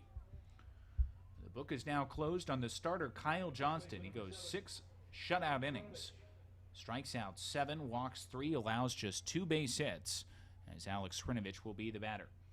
Ryan Shetter from Friendswood, Texas, and Texas Tech University. His breaking ball is a good one, but it stays a little bit low to Hrinovich. 1 ball and no strikes. Hrinovich happy to see Johnston out of there. He was 0 for 2 with a couple of punch-outs. Pitch on the way. Ground ball left side. Waiting on it is Boswell. He's up with it and throws across the diamond in time. Hrinovich is now 0 for 3. Hank LaForte, who came on to pinch hit in the previous half inning, is taken over at second base for Hunter Stovall. That's the only other defensive change for the Foresters, as Hunter Sutherland will stand in now from the left side. Sutherland's had a good day offensively. A single back in the 2nd and reached on a walk leading off the 5th. And he fouls this one off the mask of the home plate umpire, Kevin Rain. And alertly, Stephen Coe is going to walk a new baseball out to his right-hander just to give Rain a couple of seconds to gather himself. That one was a shot. You could hear an audible ooh from the crowd after it made contact with the mask. But it looks like rain is fit to continue, no worse for wear, as Sutherland will stand back in. No balls, 1 strike the count. Pitch on the way. It's a breaking ball that stays down and inside. 1 ball and 1 strike. Maroney, the center fielder, shifted Sutherland towards the opposite field, playing him in the left center field gap, and Isbell continues to play very shallow in left. Up and outside, and it's 2 balls and a strike. Isbell has pretty much been daring Haysville hitters to drive it over his head, and they have failed to do so far tonight. He's made a couple of grabs moving backwards, but has been able to get to everything. Swing and a miss on the outside corner, and it's 2-2 now to Sutherland. 6-0 our score. Haysville doesn't have a base hit since the 2nd inning, and it was this man at the plate who delivered it. 2-2. Breaking ball down and inside. They will appeal the swing and no go, says third base umpire Conan Strobel. 3-2 the count. That looks like a pretty vicious slider from Ryan Shetter, working down and in on the left-hand hitter, but Sutherland was able to lay off. Full count pitch on the way. Up and inside, that's ball 4, and Hunter Sutherland continues to be an offensive force. He's been on base all 3 times tonight, and he'll bring Austin Oates to the plate. Oaks made a very nice running grab defensively in the bottom half of the 6th. Now gets a chance to swing it. He's 0 for 2 with a line out to Isbell in left and a strikeout swinging in the 5th. Pitch on the way. Tapping ground ball right back to the mound. Shetter's got it, takes a couple steps over and flips to Williams in time to retire the side. 2-out walk to Hunter Sutherland, but nothing else doing for Haysville. To the bottom of the 7th inning we go. Let's stretch them out. It's the 7th inning stretch. The Santa Barbara Foresters 6 and the Haysville Aviators nothing. Now, your accurate Storm Team 12 forecast. Well, good evening, baseball fans. As we go through the evening hours, it's still going to be pretty warm and muggy out there. But the good news is I don't think we're going to see any rain, at least through the midnight hour. Mostly cloudy to cloudy skies and temperatures kind of slowly drifting down through the upper portion of the 70s. Tomorrow, some off and on showers and storms, especially early in the day, and after midnight, a little warmer too.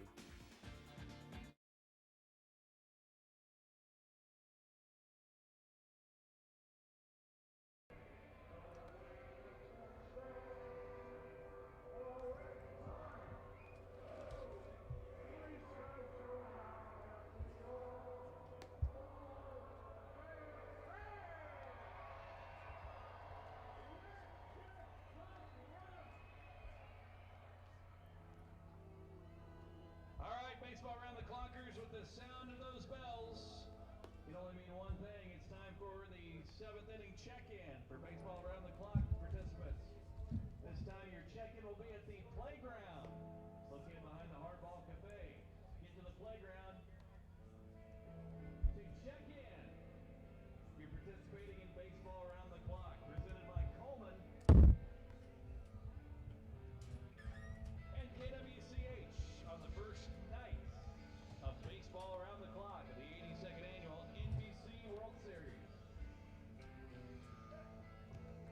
Your attention now, pitching for the Haysville Aviators, number 23, Brendan Owens.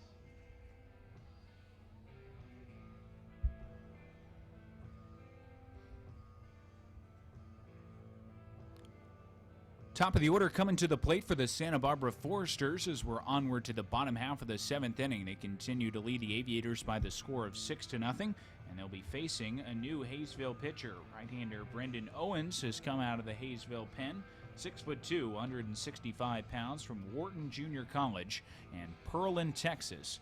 And he'll be facing Matt Henderson, Kyle Isbell, and Brett Boswell, a switch hitter, and then a couple lefties to follow as he takes over for Tyler Stallings, who is outstanding in relief. 2 scoreless innings out of the Aviators' pen. A fastball works up and outside, and it's ball 1 to Henderson.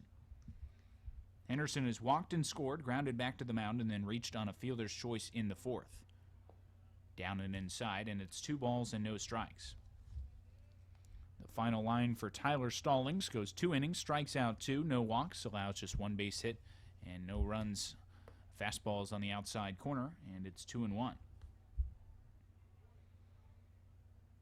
The Foresters have just 5 base hits tonight, but they have made the most out of them. Been very aggressive on the base pass. That's played a big part. Swinging a foul back to the screen, and it's 2 balls and 2 strikes now to Henderson. But the big story has been the Forester arms. Kyle Johnson most notably going 6 shutout innings, and the shutout continues here in the 7th. Swinging a foul back to the screen. Still 2 balls and 2 strikes on Henderson. Ryan Shetter had a scoreless top half of this frame. Looks like a lefty has begun to throw down in the right field bullpen. Breaking ball is down and inside, and it's 3 balls and 2 strikes. So the task for Owens is to just keep this game close, at least within striking distance for Haysville, or at the very least continue to preserve the bullpen. Into the wind, the 3-2 on the way. Fastball is up and outside for ball 4. Second walk drawn by Henderson tonight, and he's on aboard at first base to start the 7th. That'll bring Kyle Isbell to the plate. Not the way that the right-hander Owens wanted to start this inning, as he's got a speedy base runner to contend with and a good hitter at the plate. Isbell's 0 for 2, has walked and scored, and then is grounded out to second and to first. And it looks like we have a penalty, ball 1. That one was close. It looked like Owens was just about coming to the set. We've seen that waved off before, where the umpire signals that he's going to the set position. Fastball is on the outside corner, and so it is 1-1. But that has bit Haysville numerous times tonight. Every single one of the horn infractions has gone against the Aviators. A breaking ball skipped down and outside is blocked right there by Sutherland, and it's 2 balls and a strike.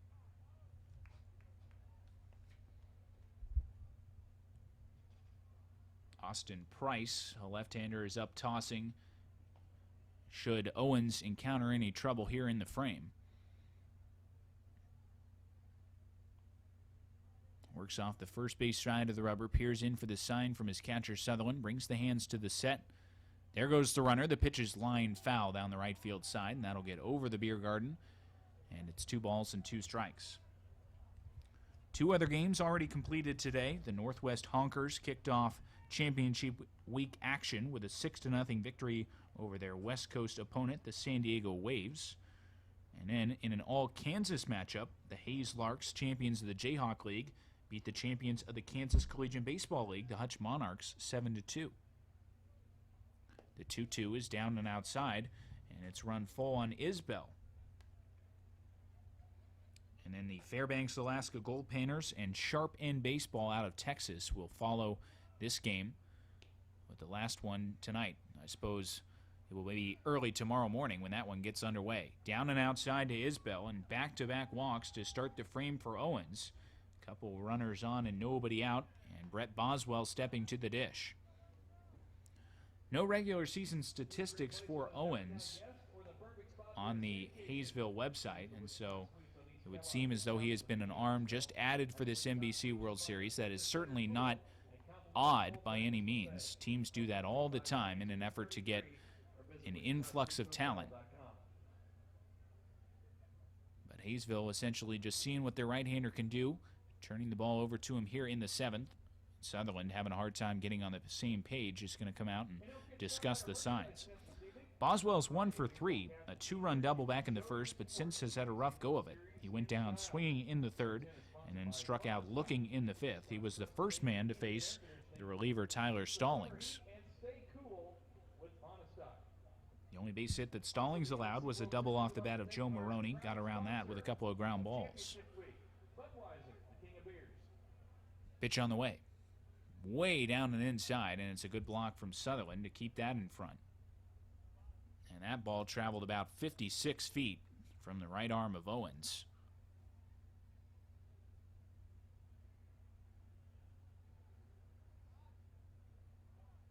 So the right-hander has worked himself into a corner already. 2 runners aboard, nobody out, and a dangerous hitter at the plate. Drives this one into the right field corner. Very long, but very foul. as it almost hits the Santa Barbara Foresters bus that was traveling beyond the right field fence there.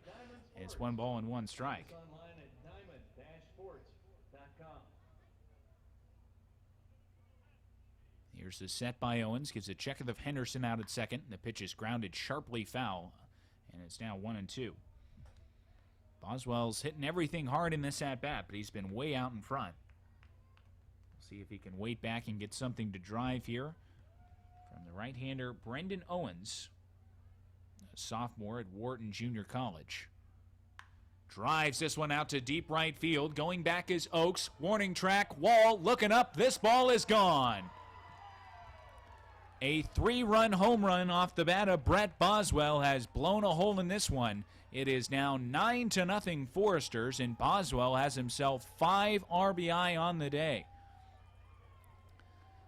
That one was absolutely pounded over the 385 sign in deep right.